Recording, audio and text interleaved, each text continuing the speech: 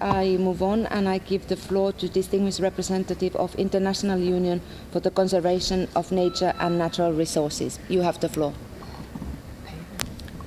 Thank you. Madam Co-Chair, distinguished delegates, the International Union for Conservation of Nature is a membership organization founded in 1948. Its members are states, government agencies, and non-governmental organizations. Its secretariat is represented in all the regions of the world where we undertake projects and initiatives in different areas, including disaster risk reduction.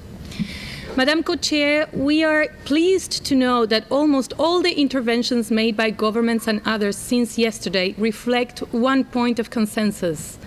The international community must work towards enhancing resilience.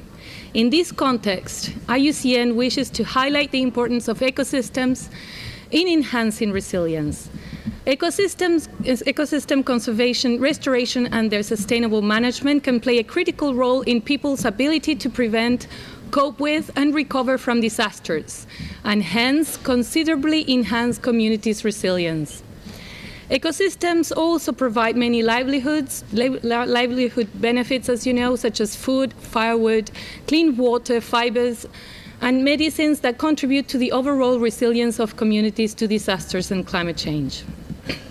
Some countries have become conscious of this and have taken measures to direct investment in conserving sustainably management ecosystem. A study carried out by IUCN with partners documented that coastal trees contributed to reducing human losses and economic loss resulting from the Great East Japan earthquake and tsunami in 2011. Consequently, Japan has established a new protected area along the affected coast, which will see further investments in restoring and expanding coastal forests with the aim of better protecting human life and livelihoods. Similarly, following Katrina hurricane, large-scale wetland restoration is underway to complement flood levees in order to reduce risks and future hazards in that vulnerable area of the United States. In spite of these examples of measures taken in developed and developing countries, progress for Priority 4 of the Hyogo Framework of Action still remains very limited. How many more losses of lives and how much more economic loss will it take for the international community to take action in preserving ecosystem to increase resilience? An ecosystem-based approach is not necessarily complex or even expensive. Here in Switzerland, for example, the protection and management of forests is approximately 5 to 10 times less expensive than construction and maintenance of alternative technical measures to reduce risks from rockfalls. IUCN is undertaking some projects to implement the ecosystem approach. Key donor countries are also understanding the value of nature as risk reduction measure. With the help of donor countries like Germany, we are working in countries like Senegal, Uganda, Chile, Peru, Nepal, China, Thailand to implement ecosystem approaches. We are doing this also in partnership with local communities.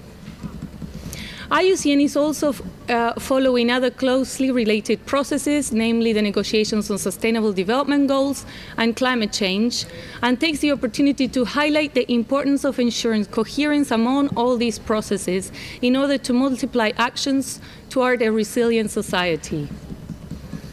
On the road to Sendai 2015, IUCN wishes to bring to the attention the World Parks Congress that will be held in Sydney from the 12th to the 19th of November 2014. This could be a great opportunity for DRR managers to establish links with conservation community. A key item in the agenda will be to look at the role of protected areas in reducing disaster risk reduction. Madam Co-Chair, IUCN, also as a partner of PEDR, stands ready to contribute to the discussion towards a stronger post-2015 framework and looks forward to seeing the role of ecosystem well reflected in that framework with the view to building to building a more resilient society at all levels. Thank you.